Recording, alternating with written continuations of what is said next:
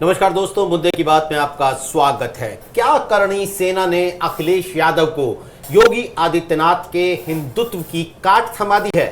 ये सवाल इसलिए क्योंकि अखिलेश यादव राणा सांगा विवाद पर यू टर्न लेते दिख रहे थे, लेकिन आगरा में इस बारे में बयान देने वाले समाजवादी पार्टी के सांसद रामजी लाल सुमन के घर करणी सेना की गुंडागर्दी ने अखिलेश यादव को रणनीति बदलने का मौका दे दिया।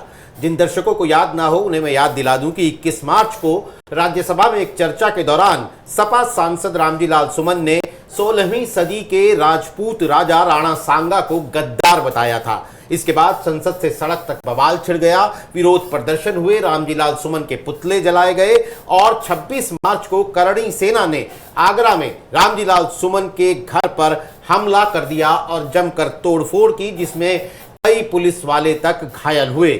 अब एक दलित सांसद और राजपूतों की नुमाइंदगी वाली करणी सेना, अखिलेश यादव ने इसे पीडीए या कहिए कि दलित सांसद के घर हमला बताकर पूरे विवाद को दलित बनाम ठाकुर की शक्ल दे दी। समाजवादी पार्टी ने भी सड़कों पर उतरने का ऐलान कर दिया।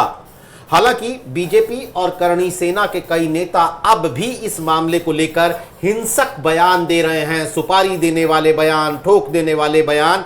लेकिन अगर 2027 के विधानसभा चुनाव के चश्मे से इस पूरे विवाद को हम देखते हैं तो कई सवाल खड़े होते हैं जो आपको अपनी स्क्रीन पर दिखाई देंगे।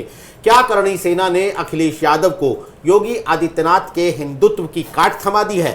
दूसरा सवाल यह कि क्या हिंदू मुस्लिम राजनीति पर हावी हो जाएगा अखिलेश यादव का पीडीए, जैसा 2024 के लोकसभा चुनाव में हो गया था? और तीसरा सवाल यह कि क्या दलित बनाम ठाकुर की इस पॉलिटिक्स से अखिलेश यादव को फायदा होगा या नहीं होगा या नुकसान होगा? इन तमाम बातों पर चर्चा करने के लिए हमारे साथ हमारे बहुत विद्वान और वरिष्ठ मेहमान मौजूद हैं। राहुल लाल, वरिष्ठ पत्रकार, राजनीतिक विश्लेषक, साथ ही ज्ञानेंद्र शुक्ला लखनऊ से हमारे साथ जुड़े हैं, वरिष्ठ पत्रकार हैं, राजनीतिक विश्लेषक हैं। राहुल जी, पहला सवाल आपसे वही जो मैं अभी दर्शकों के सामने भी रख रहा था, क्या करणी सेना ने अखिलेश यादव को योगी आदित्यनाथ के हिंदुत्व की काट थमा दी है?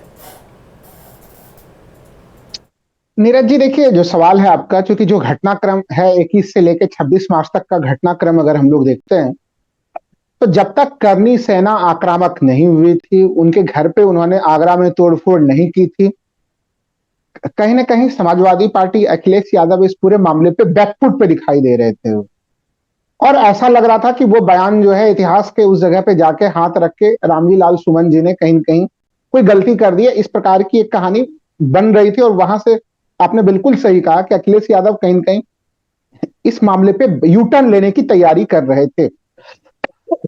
लेकिन करणी सेना ने जिस तरह से वो आक्रामक हुई और उसके बाद एक जो संदेश गया पूरे के पूरे चीज में, और समाजवादी पार्टी ने समझा कि वो जो मामला है, ये मामला इसको पीडीए के ऊपर हमले के रूप में दिखाया जा सकता है। हालांकि बहुत सारे दर्शक ये सवाल पूछेंगे कि 2024 के लोकसभा चुनाव में राजपूत समूह जो है, ठाकुर समूह, वो उत्तर प्रदेश में बीजेपी के से वो नाराज था और वो नाराजगी के रूप में इंडिया अलायंस के तरफ जो है कि उन्होंने शपथ भी लिया था, तमाम तरह की चीजें हुई थी। तो फिर तो वो समूह जो है कि कहीं न कहीं क्या उनके वोटों का नुकसान नहीं होगा? लेकिन हम लोगों ने ये भी चीज देखा था नीरज जी कि वो समूह उसमें भारतीय जनता पार्टी से दूर जरूर हुआ था, लेकिन वो आक्रामकता के साथ वो इंडिया अलायंस के साथ, अगर कुछ पूर्वांचल के जगहों को छोड़ दें हम लोग, तो वो कहीं न कहीं तटस्थ रहा था। यानी वो बीजेपी के साथ तो वो नहीं गए थे, लेकिन वो इंडिया अलायंस के साथ भी कहीं न कहीं उनकी चहलकदमी उस रूप में नहीं रही थी। तो वो वोटर्स घर में नहीं पहुंचे थे, वो बूथों तक नहीं पहुंचे थे समाजवादी पार्टी या कांग्रेस को वोट देने के लिए। एक तो ये चीज वहां पे दिखाई देती है। तो अगर इस स्थिति में जो जिस तरह से उन्होंने सदन के भीतर, संसद के भीतर बयान देते हैं रामजी लाल सुमन, और रामजी लाल सुमन को अब अगर आज के समय हम लोग मूल्यांकन करें तो वो एक सामान्य जो है कि वो समाजवादी पार्टी के दलित सांसद के रूप में अगर उन्हें हम लोग देखते हैं तो यह व्याख्या भी गड़बड़ होगी, क्योंकि 1977 के समय से वो उन्होंने लोकसभा में प्रतिनिधित्व किया है फिरोजाबाद का। तो वो हम लोग ये कह सकते हैं कि आज के समय में उत्तर प्रदेश में दलित राजनीति में एक काफी पुराने नाम रहे वो। और उनके ऊपर जिस तरह से योगी आदित्यनाथ दावा करते हैं, उत्तर प्रदेश में डबल इंजन दावा करती है कि भाई वहां पे लॉ एंड ऑर्डर का स्थिति काफी मजबूत है। तो करणी सेना जिस तरह से आक्रामक थी, पुलिस जो है कि का रवैया उस दिन जो पूरा घटनाक्रम पे दिखा कि लगातार कई थाना क्षेत्रों से बुलडोजर लेके लोग जो है कि पहुंच गए उनके घर तक। तो वो कहीं कहीं उत्तर प्रदेश प्रशासन के उस दावे पे भी सवाल खड़े हुए वहां पे, क्योंकि देखिए जिनको कोई कार्रवाई करनी है, लोकतंत्र में सहमति और असहमति सबों को एक दूसरे को व्यक्त करने का, धरना प्रदर्शन का भी अधिकार है, लेकिन वो शांतिपूर्ण किस्म का होना चाहिए। अभी भी करनी सेना के लोग जो तमाम बयान दे रहे हैं, अब वो बयानों में लगातार वो हिंसक बयान लगातार जारी है। इस पूरे हिंसक बयान से दलित समाज में क्या संदेश जा रहा है? संदेश ये जा रहा है कि एक तरह से रामली लाल सुमन जो है वो दलित है, और इस कारण से उन्होंने अगर इतिहास के संदर्भ में कोई टिप्पणी की तो फिर उनके ऊपर इस प्रकार से हमलावर हो रही है बीजेपी, या करनी सेना के लोग हमलावर हो रहे हैं। राजस्थान में तो करनी सेना के प्रमुख जो है कि उनका ही निधन हो गया था, वहां पे तो इस प्रकार से उस निधन के बाद जो है कि आक्रोश हम लोगों ने फूटते हुए नहीं देखा था। तो इतिहास देखिए, राजनीति इतिहास के संदर्भ में जब जाती है तो नीरज जी मैं उसका समर्थन कभी भी नहीं करता। लगातार 500-600 साल पुराने जो है कि मामलों को लेकर टिप्पणी करना, राजनीति करना, लेकिन यह घटनाक्रम में करनी सेना ने इस मामले में जो प्रयोग यहाँ पे जिस रूप में वो उपस्थित हुई, हमें लग रहा है कि पीढ़ी और विशेषकर दलित समूह के उत्तर प्रदेश में बहुत सारे दावेदार है आज के समय में। भारतीय जनता पार्टी खुद एक दावेदार है, समाजवादी पार्टी भी दावेदार है, और खुद जो नई पार्टियां उभर के आई है, आजाद समाज पार्टी, सरीखी पार्टी, वो भी दावेदार है। उस स्थिति में कहीं कहीं समाजवादी पार्टी ने, हमें लग रहा है 2027 के संदर्भ में दलित समूहों में अपनी बड़ी सरमारी करने के लिए उन्होंने अब उस घटनाक्रम को आधार बनाने का वो प्रयास किया है। अभी तो समाजवादी पार्टी की स्थिति मजबूत दिख रही है, लेकिन फिर सवाल नीरज जी ये है कि 2025 में है हम लोग, इस घटनाक्रम को करनी सेना कितना तूल देगी और समाजवादी पार्टी कितना इसको आगे बढ़ाएगी। करनी सेना अगर तूल लगातार देते हुए रही, धरना प्रदर्शन करते हुए रही, तो फिर समाजवादी पार्टी के लिए आसान होगा इस मामले को 2027 तक खींच लेना। अगर करनी सेना शांत पड़ी, बीजेपी शांत पड़ी, तो फिर उनके लिए भी इसे 2027 तक खींच पाना आसान नहीं होगा नीरज जी। ज्ञानेंद्र, क्या सिर्फ बीजेपी के शांत जाएगी या बीजेपी को करणी सेना के खिलाफ आक्रामक रूप दिखाना पड़ेगा? मेरा मतलब है सरकार को और पुलिस को, क्योंकि गाहे बगाहे हम ये खबरें पढ़ते रहते हैं। अभी मुझे याद है कि 15-20 दिन पहले, महीना भर पहले एक बड़ी खबर जोर शोर से आई थी कि दलितों के बीच में अपने ब्रांड एम्बेसडर बनाएगी बीजेपी। बीजेपी बहुत चौकन्नी है इस बात को लेकर, चंद्रशेखर के बढ़ते कद को लेकर, पीडीए के प्रभाव को लेकर, इसलिए वो यूनिवर्सिटीज में और शिक्षा संस्थानों में पढ़े लिखे नौजवानों को अपने ब्रांड एम्बेसडर बनाएगी। विनोद तावड़े के दौरे के वक्त भी ये बात हुई थी। ऐसे में एक दलित सांसद के घर पर हमला होता है, अखिलेश यादव उसे अंडरलाइन करते हैं, लेकिन हमने करणी सेना के लोगों के खिलाफ ऐसी कोई कड़ी कार्रवाई होती तो देखी नहीं। समाजवादी पार्टी तो लगातार इस बात को हाईलाइट करेगी कि इसमें प्रशासन की मर्जी समझी जाएगी। अखिलेश यादव ने तो अपने ट्वीट में कहा कि अगर कार्रवाई नहीं होती है, सख्त कार्रवाई, तो माना जाएगा कि मुख्यमंत्री की रजामंदी से यह सब हुआ है। तो क्या बीजेपी को इसमें अपना कोई नुकसान नहीं दिख रहा है या फायदा ही दिख रहा है? देखिए, बीजेपी की अगर आप बात करेंगे, आप 2024 पर नजर डालनी पड़ेगी कि उस वक्त जब चुनाव हुए थे, आम चुनाव की शुरुआती दौर से ही, पहले चरण से पहले ही एक ट्रेंड दिखाई देने लगा था, और खास तौर से ये कहा जा रहा था कि क्षत्रिय समाज बड़ा नाराज है बीजेपी से। और बड़ी कोशिशें उस वक्त शुरू में तो बीजेपी खेमे में ऐसा कोशिश नहीं की गई कि उसको कुछ ऐसा सुधारने की, लेकिन जैसे जैसे चुनाव पश्चिम उत्तर प्रदेश से आगे बढ़ता हुआ रुहेलखंड होते हुए अवध की तरफ जाने लगा था, उस वक्त बीजेपी में चिंताएं बढ़ी थी। बीजेपी के तमाम नेताओं से जो बात होती थी, उनके बड़े मुंह उतरे हुए थे, उनको लग रहा था कि काफी कुछ डैमेज हुआ इस नाराजगी की वजह से। अब आप देखिए कि जो उस वक्त कुछ और मुद्दे जिस तरीके से कांग्रेस ने और समाजवादी पार्टी ने, यानी इंडिया गठबंधन ने जो मुद्दे उठाए थे, उसमें जो दो महत्वपूर्ण थे, एक तो संविधान बदलने का, आरक्षण को खत्म करने का। ये मुद्दे ऐसे थे जब बीजेपी ने उनकी कोई काट जिस तरीके से करनी चाहिए थी, वो बीजेपी उनकी काट के लिए आगे नहीं आई। बड़ा हैरानी की भी बात इसलिए थी क्योंकि बीजेपी के जो तमाम प्रवक्ता रहे थे, उनसे भी बात हुई, लेकिन उनका कहना था कि कोई पार्टी की तरफ से कोई उनके पास कोई मैसेज नहीं है कि इस पर मुखर होना चाहिए या उसको आगे उस पर होना चाहिए। हालांकि वो ये मान रहे थे कि इसका नुकसान हो सकता था, लेकिन वो नुकसान हो सकता है ये मानकर वो बैठे रहे, और नुकसान हुआ बाकायदा। और जो आंकड़े बताते हैं वो बताते हैं कि जो दलित वोटरों में जाटो समुदाय का तो आम चुनाव में एक बड़ा हिस्सा, 44% से ज्यादा हिस्सा बीएसपी के साथ रहा, लेकिन गैर जाटो जो दलित वोटर्स थे, अनुसूचित जाति के गैर जाटो वोटर्स का एक बड़ा चंक ये जो आंकड़े हैं जो सर्वे के, उसके मुताबिक 56% से ज्यादा वो इंडिया गठबंधन की तरफ गया और 29% ही बीजेपी को मिल सका। यानी एक बड़ी दिक्कत हुई वो नेरेटिव बनने की वजह से, जिसमें ये कहा गया कि बीजेपी आरक्षण को खत्म कर देगी, संविधान को बदल देगी। ये सारे जो मुद्दे थे, बीजेपी एकदम कोई काट करती हुई दिखाई नहीं दी और उसका नतीजा यही हुआ कि उसको बड़ा नुकसान हुआ। और वो नुकसान ऐसा हुआ कि उत्तर प्रदेश में तो सब कोई वाकिफ है कि किस तरीके से समाजवादी पार्टी ने बढ़त हासिल की और अकेले दम पर 37 सीटें हासिल की, कांग्रेस को 6 सीटें मिल गई, बीजेपी अपने सहयोगियों के साथ 33 सीटें और प्लस 3 सीटें और उनके पास आ सकी। तो ये एक बड़ा नुकसान बीजेपी को सहना पड़ा। अब आप आइए 1 साल बाद फिर से एक तरीके से बीजेपी उसी दोराहे पर आ गई है। यहाँ की सियासत भी कहिए उसी मोड़ पर आ गए हैं, जहां पर एक बार की फिर से क्षत्रिय वोटर्स का भी जिक्र हो रहा है और दलित वोटर्स का भी जिक्र हो रहा है।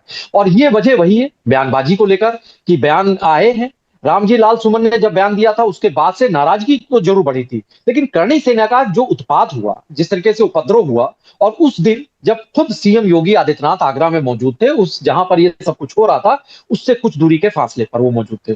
तो ऐसे में ये जो संदेश है ये बिल्कुल मौका होगा विपक्ष के लिए। और कौन सा विपक्षी पार्टी जिसको ऐसा मौका मिलेगा वो क्यों उसको चूकेगा। और समाजवादी पार्टी जो एक तरीके से कुछ बैकफुट पर थी पहले, वो इस मामले को लेकर अब पीडीए की बात करती हुई और इस मामले को लेकर और भी ज्यादा मुखर होती दिखाई दे रही है। अभी मैं सुन रहा था हम राहुल जी को, तो वो जो बात कह रहे थे वो बिल्कुल सही बात है कि अब ये देखना होगा कि आने वाले समय में कैसे इस मामले में आगे रुख क्या रहेगा, क्योंकि अभी समय है, थोड़ा सा समय है, अभी तमाम मुद्दे आने हैं, कई बयान आने हैं, कई मुद्दे स्वतः स्फूर्त निकलेंगे, कई क्रिएटिव भी होंगे, बड़े नैरेटिव भी बनाए जाएंगे। लेकिन अभी की अगर आप बात करेंगे तो ये एक तरीके से क्षत्रिय बनाम दलित को इसको रूप देने की कोशिश हो रही है। और यहां पर बीजेपी इसलिए थोड़ी सी असहज स्थिति में रहेगी क्योंकि सीएम योगी आदित्यनाथ को लेकर, चूंकि उनकी एक पहचान संत और साधु के अलावा क्षत्रिय वोटर्स के, उनके लिए छत्री के तौर पर भी रहती है। इस वजह से बीजेपी को इसमें बड़ा फूंक फूंक कर कदम रखना चाहती है। और बीजेपी के जो प्रवक्ताओं से, उनके नेताओं से बात हुई है, वो भी यही मान रहे हैं कि अब वो, चूंकि बीजेपी का एक तरीका भी होता है कि वो तुरंत मुखर नहीं होते, वो थोड़ा इंतजार भी करते हैं कि माहौल आगे बढ़े, फिर वो देखें कि किस तरीके से आगे वो जा रहा है, किस रुख, कौन सा रुख अख्तियार कर रहा है मुद्दा। लेकिन समाजवादी पार्टी को तो मौका मिल गया। अखिलेश यादव ने जिस तरीके से इस पर अपनी मुखरता दिखाई है, तो वो एकदम साफ है कि वो ना सिर्फ अभी बल्कि आने वाले दिनों में भी इस मुद्दे को उठाएंगे, इसको गरमाएंगे और इसके जरिए वो ये बताने की कोशिश करेंगे कि जो पीडीए की बात वो करते आए हैं, भले ही उपचुनाव के 10 सीटों के लिए वो पीडीए का पिछड़ता हुआ दिखाई दिया हो, लेकिन उसी पीडीए की वजह से उस पीडीए का ही हकमारी हो रही है। पीडीए में जो दलित डी है, दलित वोटर्स हैं, उन पर यहां पर हमला हो रहा है। और अगर करणी सेना पर सख्त कार्रवाई नहीं होती है तो ये और बताने में उन्हें आसानी होगी कि ये सब कुछ स्टेट स्पॉन्सर्ड है या उनसे कहीं ना कहीं उनका वरदहस्त मिला हुआ है। तो ऐसी स्थिति में बीजेपी के लिए निश्चित तौर से नुकसानदेह स्थिति होगी। और पीछे का एक इतिहास तो बताता ही है कि जब भी ऐसे नैरेटिव बनते हैं तो फिर नुकसान होना तय हो जाता है। और खास तौर से चुनाव के वक्त वो सारा नुकसान वोटों की शक्ल में और सीटों को गंवाने के शक्ल में भी नजर आता है। जी नहीं, बड़ी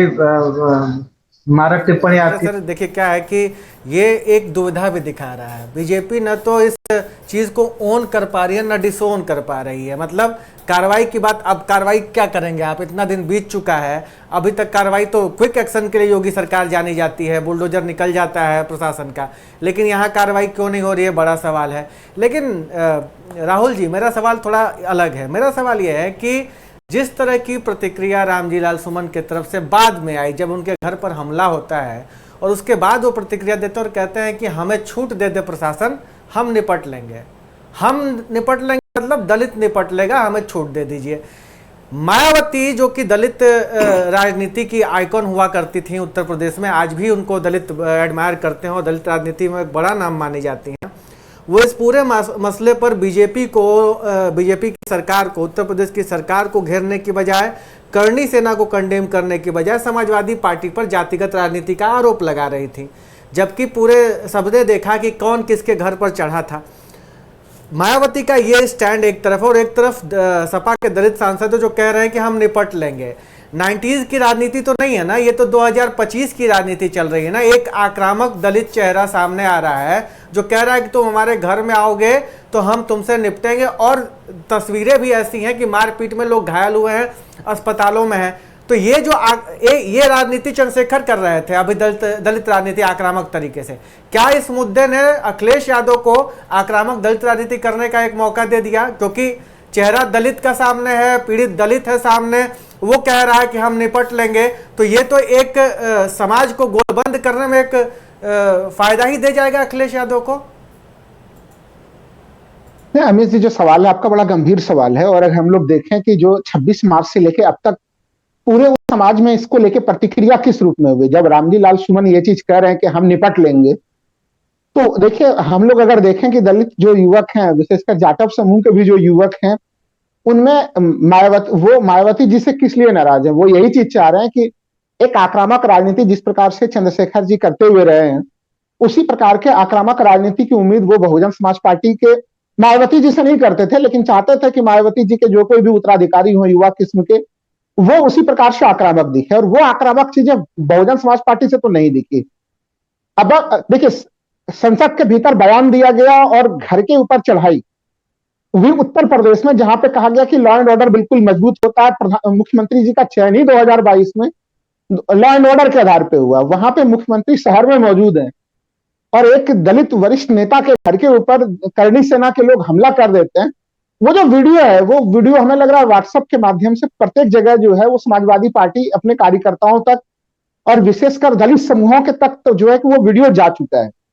तो वो एक लाइन लेंथ, आज के समय देखिए राजनीति हर दौर में बदलती है। कांसीराम कहते थे कि दलितों को सड़क पे नहीं होना चाहिए, लेकिन आज के जो युवक हैं वो उस रूप की राजनीति नहीं चाहते हैं। वो चेतना से बढ़ के अब आगे संघर्ष की राजनीति में जाना चाहते हैं।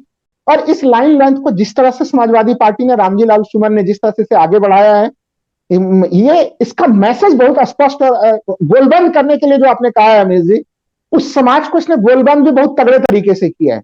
और ऐसे स्थिति में करनी सेना जिस तरह से अब हिंसक बयान दे रही है लगातार कि कोई मर्डर कर दे उनका हम पैसे दे देंगे, लोकतंत्र में पहले ऐसे बयान आने नहीं चाहिए।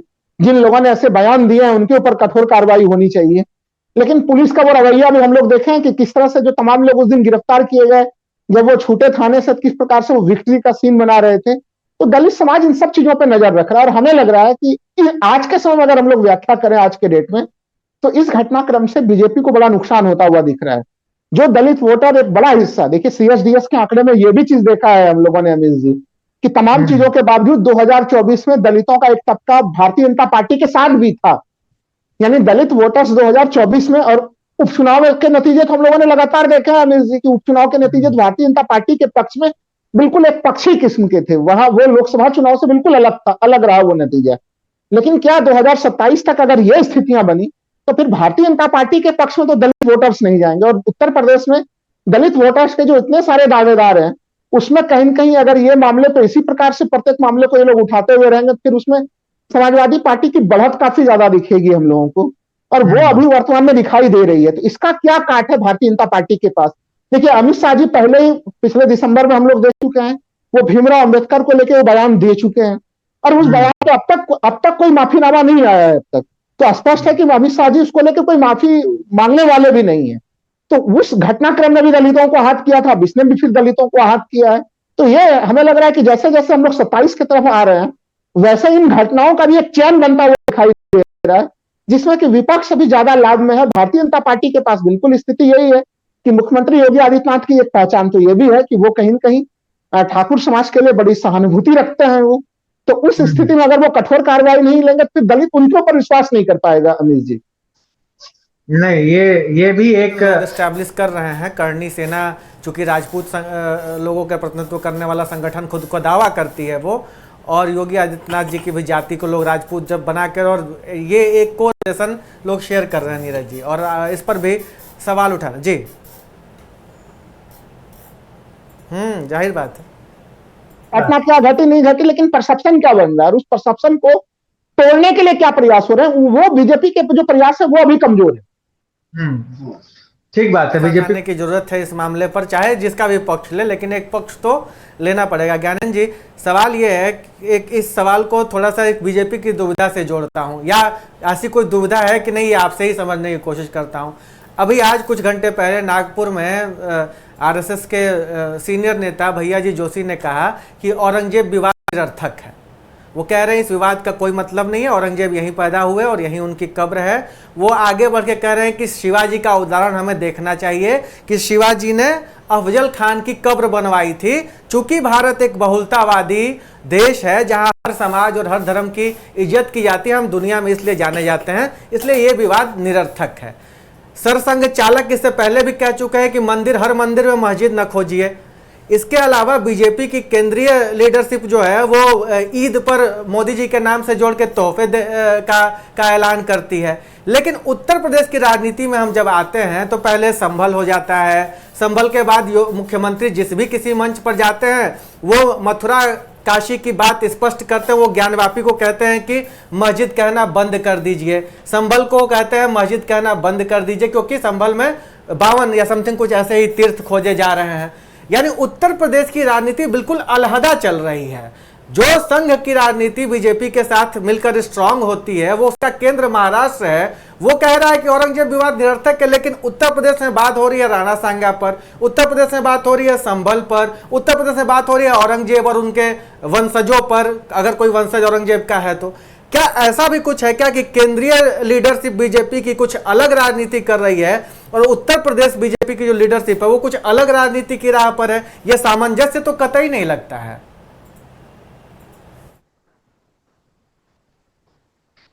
देखिए, बिल्कुल, अगर आप केंद्रीय नेतृत्व की बात करेंगे तो उत्तर प्रदेश और केंद्र की जब सरकारों की बात करेंगे तो आप देखिए, केंद्र की सरकार तो इस वक्त वो नीतीश कुमार हो चाहे चंद्रबाबू नायडू, उनके ही समर्थन से वो इस वक्त मौजूद है सरकार। तो और पीएम मोदी लगातार जो अपना चेहरा है वो लिबरल चेहरा एक दिखाने की वो अब कोशिश करते पूरी तरीके से नजर आते रहे हैं। पीएम मोदी एक तरीके से कहना चाहिए कि वो एक समय और काफी आगे बढ़ चुका है जब पीएम मोदी की इच्छा भी होती थी कि वो उन्होंने एक समारोह में जो टोपी थी उसे पहनने से इनकार कर दिया था और उसके बाद से तमाम वो मामला खूब गरमाया गहराया था। लेकिन अब पीएम मोदी के जो भी बयान आते हैं वो उसके बाद से लगातार वो अपनी लिबरल छवि को ही उभारने के लिए, उकेरने के लिए वो कोशिश करते नजर आते हैं। तो ऐसे में केंद्र सरकार पर भी जो पीएम मोदी की जो कोशिश है, कवायदे हैं, उसका ही अक्स दिखाई देता है। अब आप जब उत्तर प्रदेश की तरफ देखेंगे तो सीएम योगी आदित्यनाथ इस मामले में एकदम स्पष्ट है। वो जब भी बात होगी, आप हिंदुत्व की जब बात होती है, वो बिल्कुल अपने उग्र उसी शैली में उसी तरीके से मौजूद रहते हैं। किसी भी मंच पर होते हैं वो अपनी बात बिल्कुल बेबाक बेलोज तरीके से रखते रहे हैं। हिंदुत्व का मामला होता है उस पर वो कोई भी जो बीजेपी के बाकी नेता हैं, आप देखिए कि वो इफ एंड बट या इधर उधर की बड़ी बातें करेंगे, सीधे बोलने से बचते हैं। जिन मुद्दों पर बोलने से बचते हैं उन पर सीएम योगी आदित्यनाथ पूरी तरीके से मुखर रहते हैं। संघ लगातार, चाहे संभल की बात आपने जो जिक्र ही किया उन्होंने उसमें कहा, उसके अलावा मोहन भागवत तो सीधे कह चुके हैं कि आखिर हर मस्जिद के नीचे मंदिर क्यों ढूंढना, और वो साझी संस्कृत की बात करते हैं और सबको बताते हैं कि डीएनए सबका एक है। तो केंद्र की और संघ की भी अगर आप बात करें तो बाकी उनके बारे में जो भी कहा जाता रहा हो, लेकिन उनके जो भी बयान है या उनके जो भी विचारधारा सामने आती है सार्वजनिक तौर से, उसमें वो और भी ज्यादा लिबरल बनने की कोशिश करते नजर आते हैं, जहां पर सबका साथ सबका विकास की बात करते हैं। सीएम योगी आदित्यनाथ की अगर बात करेंगे, उनकी शैली ऐसी रही है, वो शुरू से ऐसी शैली रही है और उसी हिसाब से वो अपने बयानों पर वो दृढ़ रहते हैं। और उनको हठी भी माना जाता है कि वो जब बयान देते हैं तो उस पर शायद बहुत किसी नेतृत्व का, चाहे केंद्रीय हो चाहे कोई हो, कोई बहुत बड़ा असर हो जाता होगा, मुझे ऐसा नहीं लगता है।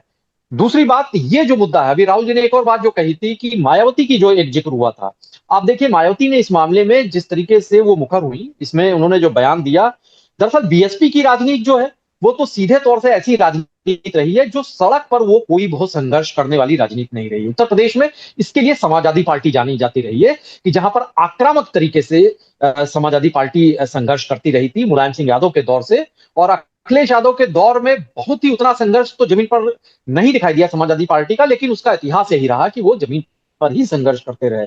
बीएसपी के अगर आप बात करेंगे तो बिल्कुल उसका तरीका दूसरा रहता है। वो अपनी मुहिम की बात करते हैं, वो अपने मिशन की बात करते हैं और वहां पर वो लोगों से मुलाकात करके, उन्हें मोटिवेट करके, उन्हें जोड़कर वो आगे बढ़ने की, आगे अपने प्रचार की रणनीति पर अमल करते रहे हैं। तो इसीलिए बीएसपी कभी भी आपको सड़क पर कोई ऐसा आंदोलन करते हुए या फिर किसी भी मुद्दे पर बहुत ही आक्रामक तेवर दिखाते हुए नहीं नजर आएगी। और जो बात अभी राहुल जी जो कह रहे थे कि दलित जो समुदाय है उसमें से युवा वर्ग का एक बड़ा हिस्सा इसीलिए चंद्रशेखर की तरफ गया था कि उनको लगा कि ये जो उनकी आक्रामकता है, उनकी आक्रामक शैली तरीके से अपने विरोधियों पर वो प्रहार करते हैं, जिस तरीके से वो बयान देते हैं, तो वो उनमें उनको भाते हैं।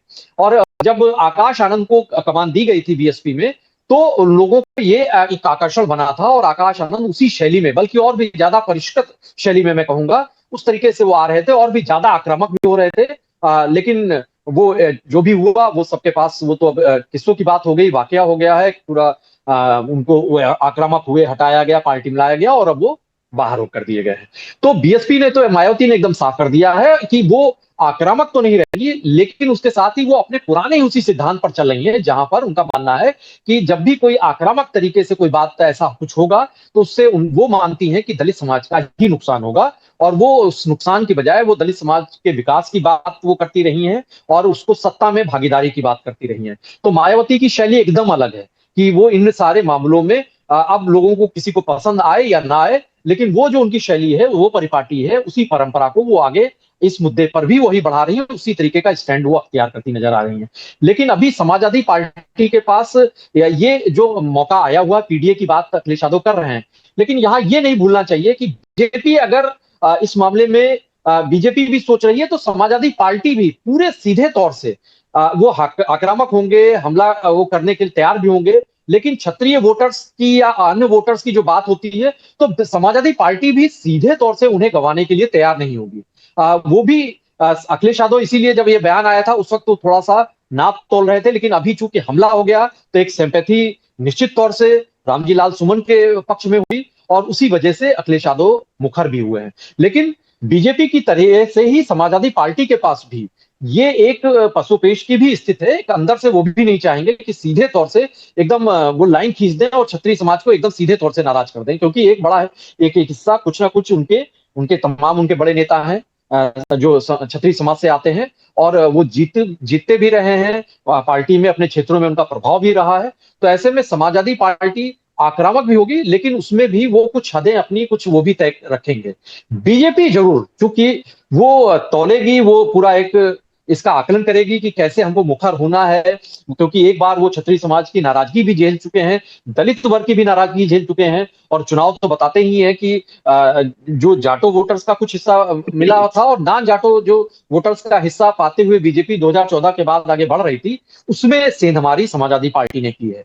तो बीजेपी इस मामले से इसीलिए निपटना चाह रही है कि ऐसे तरीके से वो निपटे कि जो क्षत्रिय समाज है, अगर बीजेपी कुछ कार्रवाई करती दिखाई दे रही है तो भी बीजेपी के लिए वही नुकसान एक बार की फिर से सामने आकर खड़ा हो जाएगा और जो दलित वोटर्स हैं उनका भी एक बड़ा चंक उनसे नाराज हो जाएगा। इसलिए बीजेपी वेट एंड वॉच की मुद्रा में दिखाई दे रही है। समाजवादी पार्टी में अखिलेश यादव मुखर हुए हैं, लेकिन वो मुखरता में भी वो एक अपनी अभी एक हदें उन्होंने बना रखी हैं और वो ऐसा लगता है कि वो आने वाले समय के हिसाब से वो और आक्रामक कितना होंगे, कितना प्रहार करेंगे बीजेपी पर, मौजूदा सरकार पर उत्तर प्रदेश की, वो आने वाले समय में देखने वाली बात है। और बीएसपी तो इस मामले में वो अपने ही पुरानी परंपरा, पुराने रुख पर कायम है।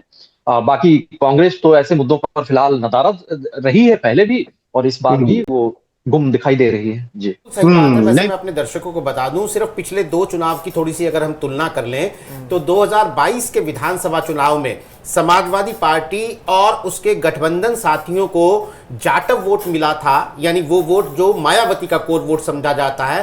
जाटव वोट 2022 के विधानसभा चुनाव में समाजवादी पार्टी और उसके सहयोगियों को मिला था 9%, जो 2024 में बढ़ के चला गया 25% पर, जब इंडिया गठबंधन के बैनर तले समाजवादी पार्टी और कांग्रेस लड़े। इसी तरह जाटव के बाद अगर गैर जाटव की बात कर लेते हैं तो आंकड़ा हैरान करने वाला है। 2022 के विधानसभा चुनाव में समाजवादी पार्टी के पक्ष में यह आंकड़ा था 23% और 2024 के लोकसभा चुनाव में इंडिया गठबंधन को यूपी में मिला 56% गैर जाटव दलित वोट 56%, आधे से भी ज्यादा, यानी बीजेपी का और बीएसपी का मिला दिया जाए तो उससे भी ज्यादा।